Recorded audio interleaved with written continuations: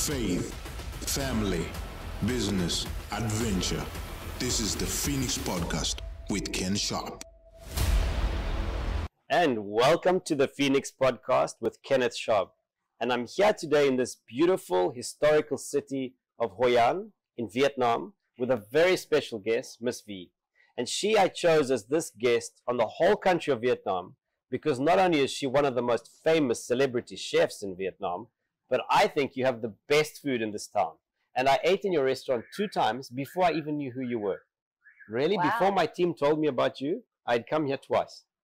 And Nice I said, to hear. the first time the food was so good, I said, we have to come back again.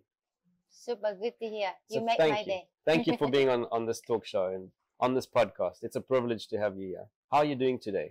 I'm good. I'm good actually. Today, actually the second day for our new year, so I think a little Right. slow down. So it's much better for us. Taking it easy? Yeah, we try. Yeah, last few days crazy. Crazy time? Yeah. So how was New Year's Eve? Yeah, I mean business super good. No complaint. Just a little too much for all of us because short staff. So, but we're doing well. So, And did COVID affect your business?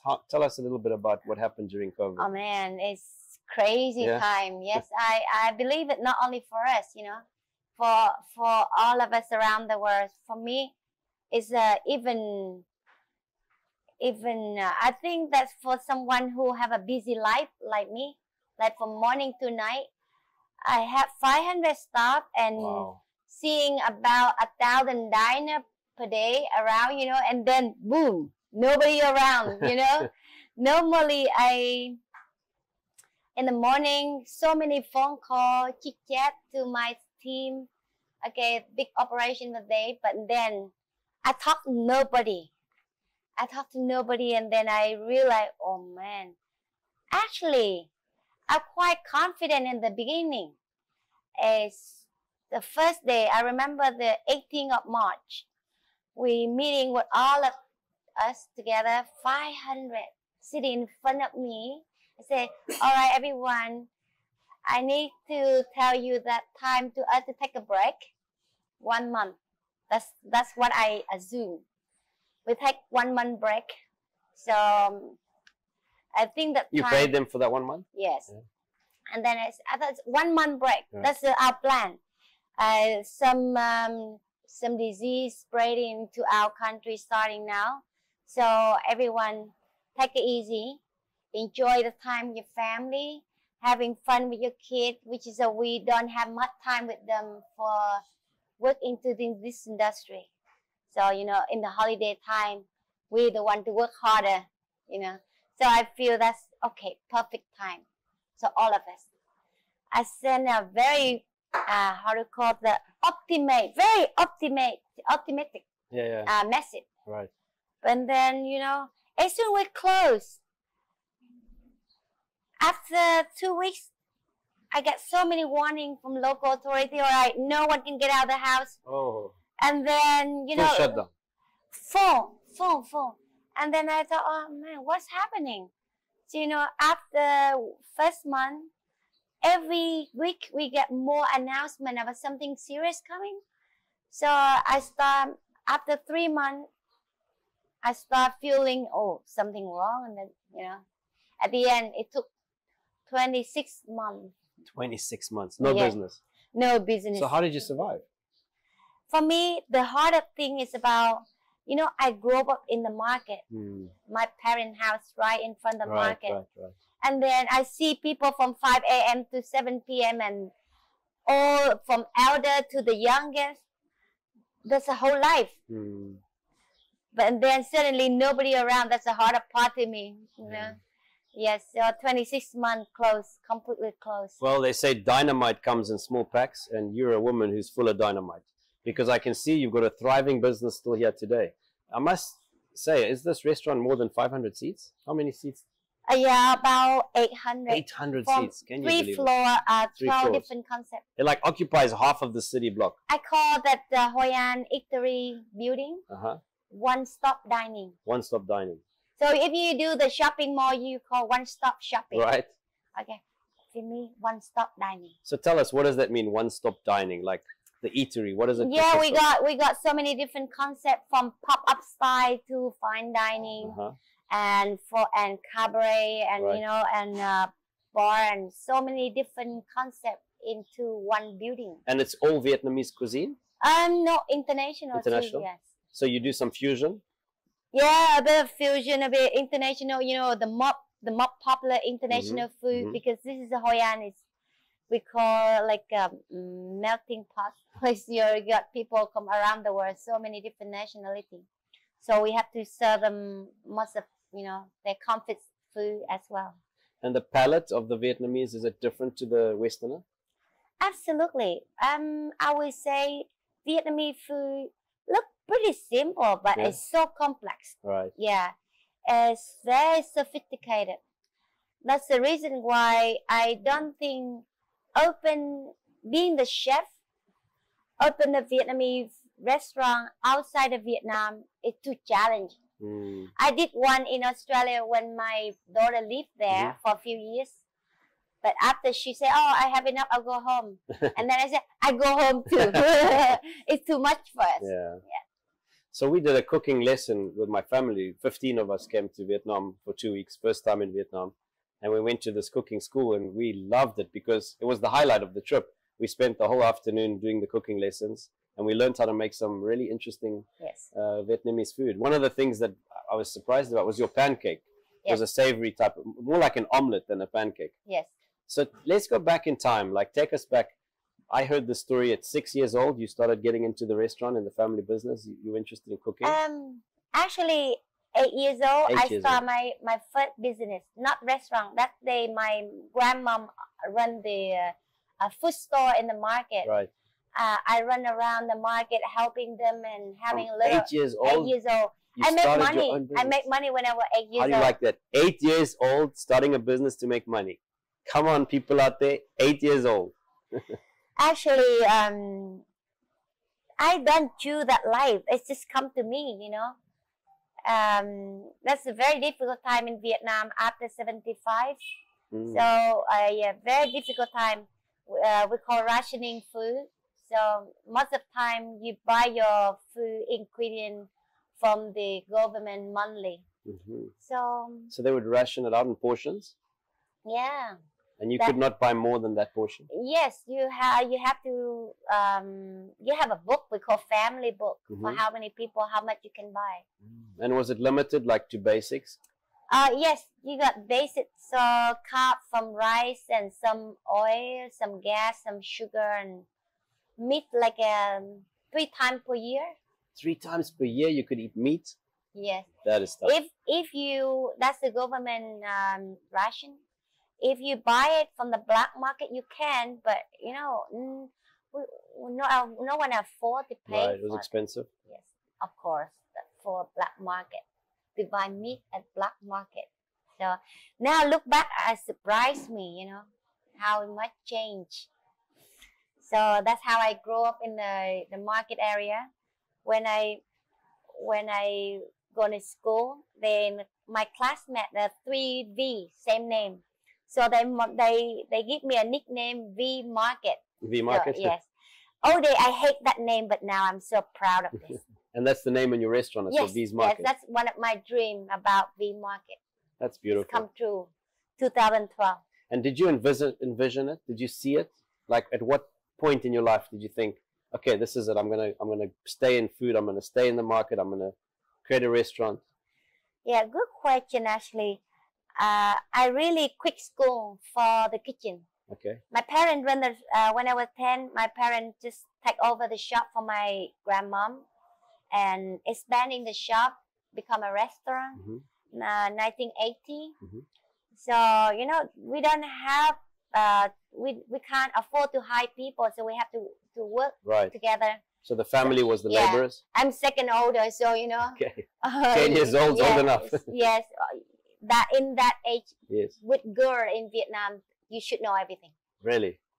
You should cook, you know, how to clean up the house and take care of a lot of things for the house. So, and that came from your parents?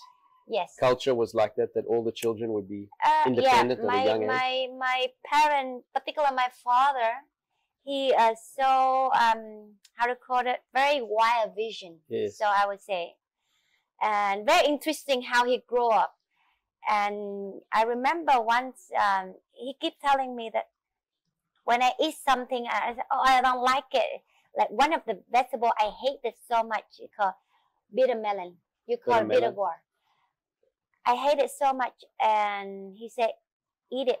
Everyone can eat. You can too. And then there's something I reject to do. And he said, everyone can do. You can do so. So that kind of motivated you? Become a mantra, you know. Every time I face something, all right, I got to do it. So he was your inspiration? Yes. He was a role model for you? Yes. He gave me so much. He's my guru, my first guru. I have a few guru in life, but he's my first guru. So I quit school. I stayed in the kitchen. 15. 15, you left school. I left at 16, so... Yeah, almost 16. Yeah. So my almost last year in high school, I quit it because my teacher telling me, V, you need to do again your examination about writing skill because literal. So I said, you know, that age we start knowing boy, and you know, and I was a bit shy. When she said to me, you can't pass because if you don't do again, I said, I take it because my sweetheart Nep, he said to me, do it. I said, okay, I do it. So he give me a room and give me a topic. I write something. 2 hours, I have no idea. And he gave me some notes. Okay, do this way. I ignore everything. I make up my mind, okay, I'm done. I have enough from this place. I have so much to do in my parent kitchen. Yeah. I have so much to do in my parent restaurant. So why I'm sitting here, write something I don't have a clue. So I quit. But I didn't tell my parent that I quit school. You didn't tell them? No. I walked from school home, and that day I realized that for me, I feel relief. Good. I find my way. So you knew it was your purpose. I know exactly I know exactly what I need to do. But the only thing I think about, my mom, I'm sure she will okay with it. But my father, wow, gonna be tough. A tough game. I play a silent mode. Okay. So I say nothing to him. And I work so hard in the kitchen from morning to night. You know, in that day, we work, we serve 500 meals, only 5 of us. 500 meals? Yeah, 5 of us. Breakfast start at 5, but he had to cook at 3 a.m. 3 a.m. he would wake up to start cooking? Yeah, my parents first, 3, and then wake the children up at 5. We rush to wash up, face up, and then we going to set up the shop. Breakfast ready in just about 15 minutes after they ready all the food. Then we start the breakfast and then cleaned up, and my mom shop for second round for lunch. After lunch, big cleaned up, and then I run for the school. Right. Yeah, that's how I run around. But you know, because I'm working so hard, so when I stay home, I work so hard. My parents don't even know that I didn't go to school. They didn't ask you what's happened with school. No, the life is so tough. So they don't have time for all of us. But one day my classmate neighbor passing the shop and said goodbye to me on her way to school. So my father looked at her and said, "Oh, what happened to you?" I was, I'll talk to you later. You know, so he went to the kitchen and chopping the pork rib and being so quiet. I feel like I walk in the eggshell, you know. Oh man, what I'm gonna talk to him, how I tell him that I quit school. So he said nothing, and I concentrating to my work. My mom just said, "Don't worry about him. He'll be fine." So I said, "Okay." But dinner, he make a big statement. Yeah. So he said to my mom, kind of, you know, that night is scarred in my mind about when I make my parents feel upset, my parent, I'm the one to more pain than them. So he said, that she left school, she quit school. And my mom said, so what's wrong with it? And she said something like, ignorance is bliss. Yeah, so with women here, they work so hard the whole life, serving for the whole family. So with her, it's not a big deal actually. But my father, after that, he talked to me and said, okay, you make the decision. If you think too late for you to go back to school, so promise me that you never come back and say, I made the wrong decision. So I said, live with the consequences of your choice. Yes. I said to him, I promise you that I make your shop bigger and make your business more successful. Right. And he looked at me and said, wow, but it's okay. So do what you need to do. So he let you make the choice. Isn't that interesting? Yeah. So I say he very interesting man that make us is so special. 5 of us, we all have a biggest business in town. Wow. From all the children. They've done well. And he just very different to the rest. So that's why I said in my first cookbook, I said I've been grateful to my parents that they didn't give me any pressure when I decided to quit school. So tell me, in the Vietnamese culture, like in our culture in Zimbabwe, the parents are the senior members of the society, and everyone underneath the parents respect them. It's a very big cultural thing. Like they'll always be higher than the children. The level of society is very clear, the distinction. And the children really respect their elders. In Vietnam, is it like that? Is there a lot of respect towards parents and elders? Of course, we said that, in our New Year's Day, for 3 important days, the first day, second day, and third day. First day for father, second day for mother, and third day for teacher. Wow. Teachers? Yeah, teacher. So you honor the father? On the first day of New Year? First day for father, second day mother, and the third day the teachers. Third day teacher. And what is that about? Is that a culture that's been there always? It shows that how important people in your life, and how you come into this life and how it become you. So we level. So tell me, with your parents, what do you think is the biggest thing they did for you? The biggest thing particularly my father, he my guru, every statement he make for me, that's really like a torch. I wrote in my cookbook, the second one is very interesting, called Taste Vietnam Beyond Taste. I said my first guru showed me so many things about how, how to say that, guideline. I remember when I was 15, start to dress up and feel feminine, you know. I stopped him to cut my hair short, all day. He cut my hair like we call demi-garçon, which is a very French style. But when I stopped him to cut my hair and I want to grow it long and I want my necklace, and he said to me, okay, you need the necklace, but I will give you one when you're 18. I really run out the patience. I complain. I said, I've been working so hard from morning to night, and you give me one necklace in 3 years' time. So he said, he see my adrenaline. He said, okay, your passion. Yeah, he know that I don't want to give up. I will ask for. I will continue to ask for. So at night time, he said to me, he said, look, we are human. All we do is to get our freedom. The necklace is the symbol of the change.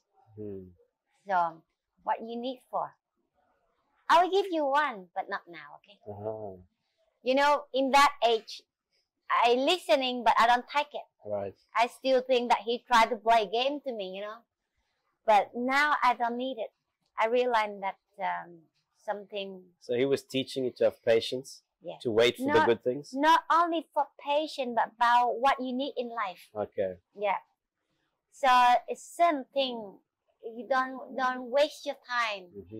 Don't give your life is so hard when it unnecessarily. So that's he messaged to me. You know, it takes half of my life to recognize it and to accepting it. Well, I think he was right. And one of the things I've done this last year in 2022 was graduate from Harvard Business School, HBS. Okay. So I was a school dropout. I didn't finish high school. But somehow I went back to study business in America at Harvard Business School. And one of the professors in innovation at Harvard is called Clayton Christensen. Okay. He's known as the father of innovation. Yeah. He wrote a book called The Innovator's Dilemma. And in that book, he says, he talks about life, about philosophy. The book he wrote, I recommend you look at it. It's called How You'll Measure Your Life. How You Measure Your Life. How You'll Measure Your Life. Wow. And he talks about bringing up children. And he says, if you want to make your children into something successful, it's not what you do for your children, but what you don't do for them. I like what you don't do for them. And that's what your father was doing. He wasn't doing that for you, what you wanted. Yes. And that's what makes you. It's like a paradox, reverse psychology. Most parents like us, me and my wife, we came from nothing. We came from the ashes. So we wanted to give everything to our only child. But sometimes that's not the best thing you can do. No. I go through to the same experience. So yes, I always say the truth always pain, you know. Yeah. It's something hard to accept. It is. So if you were to do things differently, let's say you have children and you were bringing them up, comparing to your parents' style, what would you do different? Of course, you know, human, we have a heart. So we have a liver and we have a heart. So, you know, whatever we afford to do, we will do first to our children. Either you know that, okay, I better give them a same format, what my parents treat us. But for me, I think it's nothing about right or wrong. Nothing about, you say, okay, it's all about relative. Right. For me, the letter R is so important. All about relative. Relativity. Relativity. Correct. So that's very important. You have to be very flexible. Yeah. With children this day, of course, we have to show. I think the more important thing to show the children that who we are and how hard we work. What value what goal we achieve, and the value of your personality and character. So that won't change, and it's gonna be travel with us and with the whole family members entire year.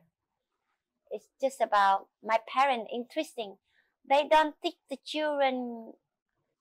So every day, give them, you know, a Bible book, whatever. They just show me how hard they work and how much they achieve in life to give us a meal on the table. So it was the example that really helped you to have a guiding force, a direction, a clear direction of purpose in life. Yeah, to me, that big message, and that's the most stronger lesson in life. Powerful, powerful. So coming back to the culture, I wanted to ask you one more question. I happened to spend 3 months in Japan. In the last 7 years, I've been with my wife in like 100 countries, 400-500 cities. Yeah, we spent, the longest we spent is in Japan, 3 months. We loved it so much. And I've only been in Vietnam 2 weeks. And I've been to a lot of other Asian countries. But what I found very similar here to Japan is this respectfulness of society. Everyone seems to be very respectful of each other, kind, gentle, peaceful. Why is it like that? You talk about Vietnamese, Hoi An? Yes. Yeah, I think Hoi An still Hoi An means the peaceful meeting place. Is that what it means? Yes. Wow, peaceful meeting place. How's that? I just learned something. Hoi An. Hoi means gathering, and it means peaceful. Peaceful meeting place. Yes. It makes sense now. Yes. I really feel now peaceful. To answer your question. Yeah. Actually, something happening is a mess around the world, but Hoi An is still very peaceful and still you know, you find the good energy anywhere you are, whatever you do. I think because our history developed, and what make Hoi An is so special, from the 16th century creating Hoi An, the merchant town, the first foreigner to enter the country, enter Hoi An from Portuguese, the missionary. Portugal. The Portugal. Okay. Missionary. They came to Hoi An via the merchant ship, Trading trips. from Macau. Okay. So my message is, when someone come with the religion, doesn't matter which religion you're carrying, that you're carrying so much good energy. So that means to us, this place is so much very spiritually land. And we say, where you are, the land and the people is one, not two, not separate.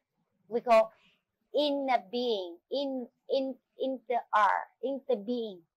So this land, it gives us so much peaceful life, and you feel that easily. That's beautiful. So from that seed of peace, we see the light shining in this beautiful town now. Yes. And would you say the rest of Vietnam is the same, or is it different? Vietnam is an interesting country, very interesting country. You see the shape. I call my second book, I talk, my first chapter, I say, Vietnam, my homeland. And the first chapter, I said, the shape of Vietnam and topographic, it looks like a sassy woman. And the north, middle, south, we say 3 countries in one. All right. Yes, completely different. 3 completely different countries. With the characteristic, the geographic and topographic, it makes we are so different from north to south. Yes. And the people are different. The culture of those 3 people. Yeah, the infrastructure is pretty much the same. Yeah, but slightly different because the weather is so different from north to south. Okay. You know. So physical conditions are different, but people's culture, the language. People's culture, the language is different. Different? The how do you call it? The accent. Yes. Very different. Okay. So now. Like a dialect or no, just the accent. Just the accent. Okay. Yeah. Same written language. Same written language, because we are alphabet. Or original, we are like a pictogram, you know, the language. But now we are alphabet after the Portugal arrived in Hoi An, and to transform is that transformation? Transformation, the pictogram into alphabet. Okay.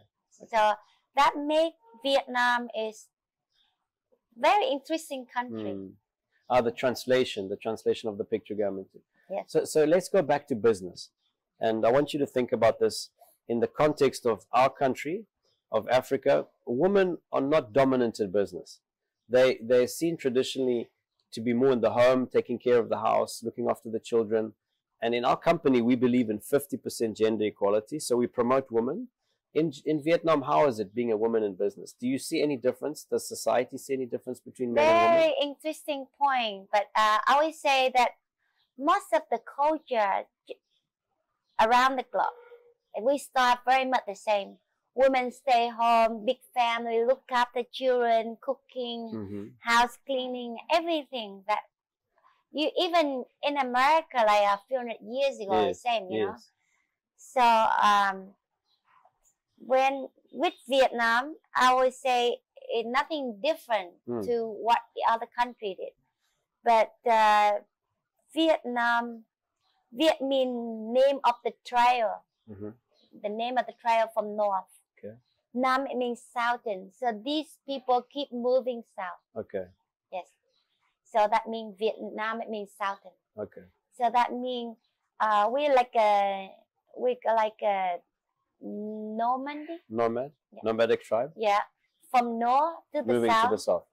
So the more you keep moving, the main goal is about business, living, trading, survive. Yeah. So that gives them a bit of in your blood. Men and women. When the men do more outside job, Right. but women. So what happened to women? Yeah, of course, she cooking, clean the house, look after children, big family, do all the housewives. Housekeeping, yeah. Yeah, and then where her social life market. Yeah. So the only place she's going to market. Right. The market where she learned how to make a deal, bargain, buy the food, choose the right one, right budget. So all her calculation is street smart. Yes. So the women are street smart. And that's how I come, where I come from, and how I learned trade, doing business. So I think to me the more interesting school, the more fascinating business school in life. You learn everything. I don't think the top school in America or in Yale, in Oxford, in England, still so many elements that need to top up.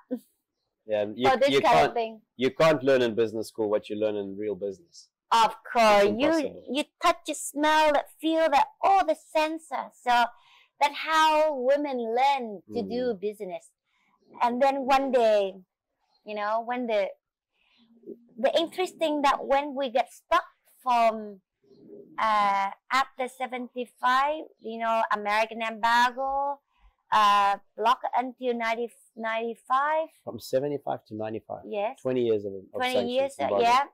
And we become a communist, so thing is so different. So we all really being tied up. Right. You feel like you have no arm. Restricted. Yeah.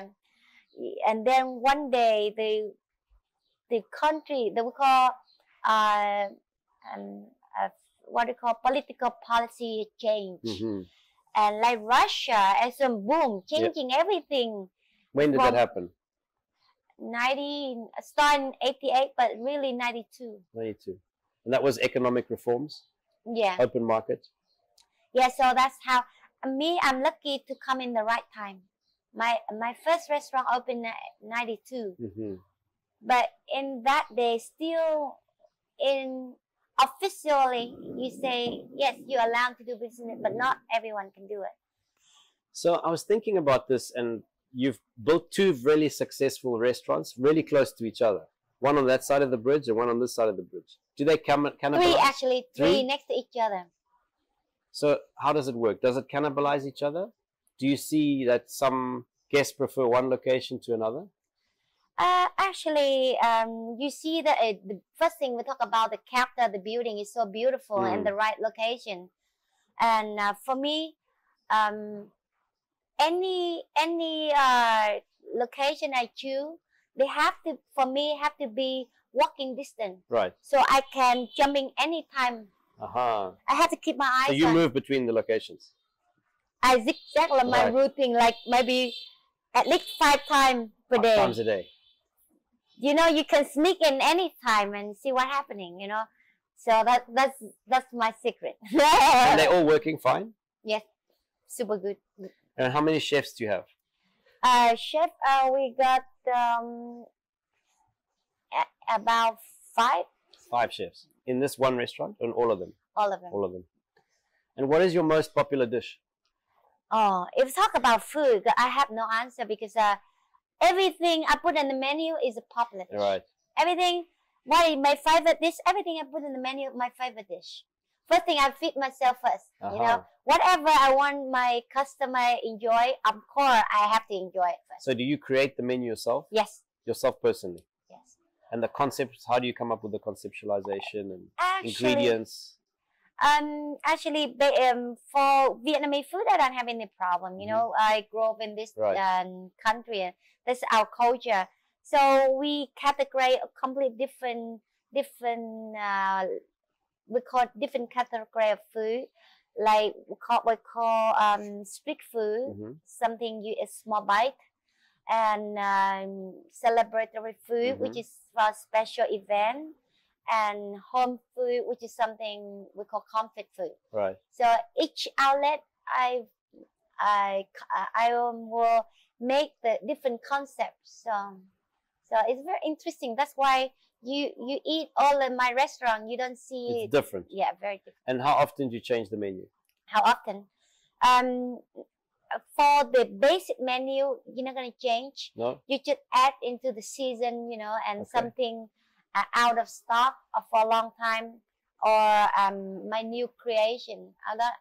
I don't change it much. So if it works, don't change it, right? Of course. Yeah. If it worked for me, it worked for you. So it should be there. It's like I've seen some restaurants, they're gold mines. They just work perfectly. And when I've spoken to the owners, they all say the same thing. Don't change it. If it works, keep doing it.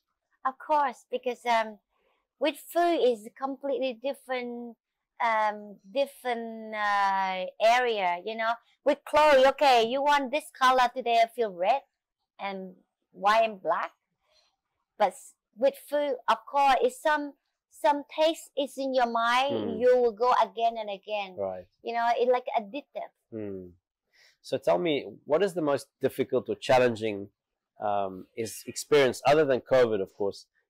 When we talk of capital, startup capital, having enough money to do all these things you've done, how did you do it? Did you have to go to the banks? Did you get debt? And what was the most difficult thing you had to face? For me, talk about what is the challenging the most. So far, not much. Talk about ingredient will challenging me the most. Ingredients? Yeah, but beginning. Remember, I started my first restaurant April '92 for my wedding ring. Wow. I sold the ring to pay for the. Can you believe it? renting. Sold her wedding ring to Yes. pay for the rent for the first restaurant. So you made sacrifices. Yes. So that day we have no choice. So the only thing I have. You don't regret it? No, I think that something just just kind of remind you when you wear a ring. It remind you, okay, you're married. You have someone next to you. You have someone to talk to. Okay, good. But every year, there's so much thing you can remind. I have a big how to call memory card in my mind. So why I need a ring? So coming back to the capital, how do you fund such an operation? Do you Okay. need to borrow? Do the banks have to give you money? Interesting. Yes. Now, so I started my first restaurant '92 for my wedding ring to pay for the building, for the rental. After running the restaurant, and I opened my tailor shop 1993. So all these two business together, I work like 18 hours per day 18 hours per day. and non-stop from Monday to Sunday. Sure. And then restart again, and for 9 years, and then the end of '99, I bought the hotel. You bought a hotel? I bought a Cash? hotel. Cash. Amazing. The day I bought the hotel, all cash. That day you don't put money in the bank because you don't want them to know how much money you have. So, all cash. And the landlord, the hotel owner, said to me, $140,000, all cash, but in dollar. Wow. No dong, in dollar. So I said, okay, I got some dollar. But I go back to talk to my mom and say, I really want to buy the hotel. Because whatever I make, I give it to her. She's my banker. Yeah. So we going around the house checking where she stole the money and Pulling it out of the boxes and mattresses. You can't believe where she keep her money. And then, she said, close the door. We're in the bedroom. Pour all the money in and then count. Wow. I didn't realize I have that much money. Up to $100,000 Amazing. cash. Amazing. So you bought the hotel. So then I got the bargain, the hotel, $130,000. You negotiated it down from 140? Yeah. And then she said, if you give me dollar, I said yes. So I short $30,000. Right. So I went to the bank. I said, can I have $30,000? Sorry, lunch. And because I don't have a house yet. So they said no. So they refused you the loan. They refused. Typical. Very typical. And then because I'm young, you know, nobody know who I am, and then I went to the black market. The interest, excuse me, the interest on 10 times. 10 times the bank. So I said, I have to take this building. So I said to them, okay, I'll take it. And then I paid for the building, the hotel, now called Maison Vy. Maison Vy? Maison Vy. Maison Vy, yes. Maison Vy, Maison Vy. Yes, so that's the boutique hotel. That's how I funded my financial. Amazing, amazing. And your buildings, do you own them now? The restaurant? Yeah. You own the building, so you don't pay rent? No. That's how I survived from COVID, because most of the building they had to close. The most of the building But the other restaurants that have to pay rent, they had to close, right? Because they couldn't pay the rent. I don't pay anyone. Right. So that's it. Own your property, right? Debt free. Yes. Stay debt free. That's, to me, is the biggest, the more important invest in everyone's life. Real estate property.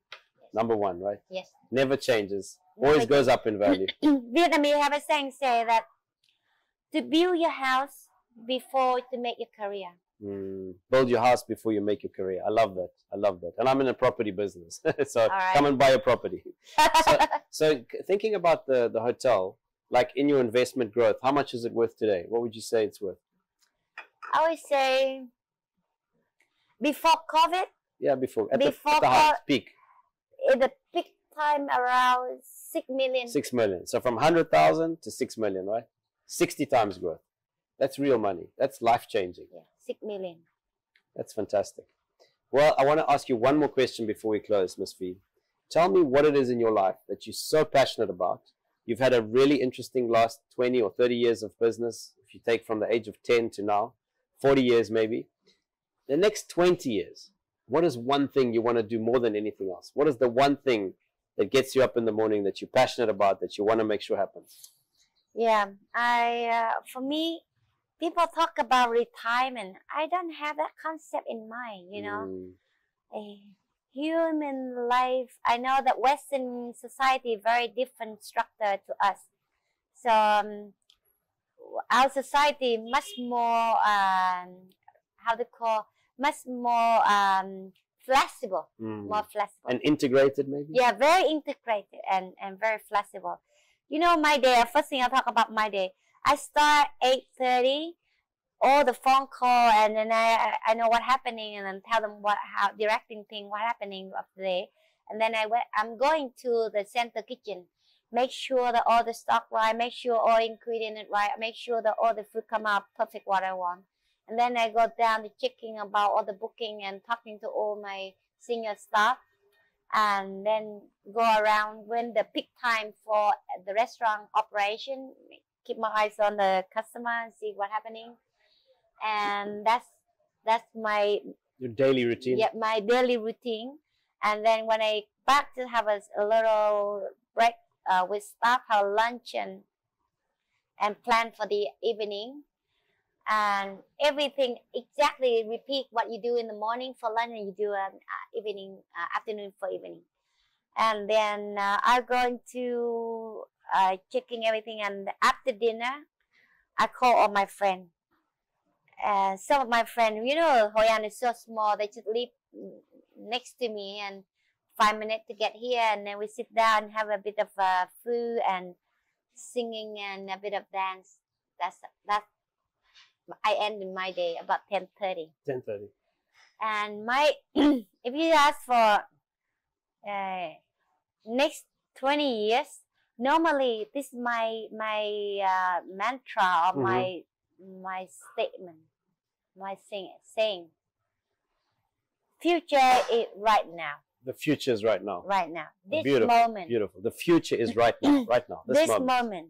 Because this moment, the time you know who you are, what you're talking about, what you can do. Yes, that's our future. That's beautiful. Yes. But if we say now, okay, 20 years time, it's not what I used to say, but what I would love to do the rest of my life. continue to do what I do, my routine, daily routine from morning to night with my all the restaurant business, and then I give myself my hobby, dance. Dancing. Yes, I'm that tango Argentina tango dance right now, but I want to compete international. Wow. That's spectacular. International level. My daughter was a ballroom dancer. And she heard won the about African it. Championship. I can't wait. So we need to organize a dance-off. Yes. Dance-off. Yes. That's why I set up one now. We call the Emperor Hall. Okay. Upstairs. A dancing school? I know. It's like a cabaret. Okay. So one day you will see me. Well, you should take me and show me the room. It sounds amazing. Yes. So now one more personal question. How do you stay so fresh and young and fit and healthy? What is your secret?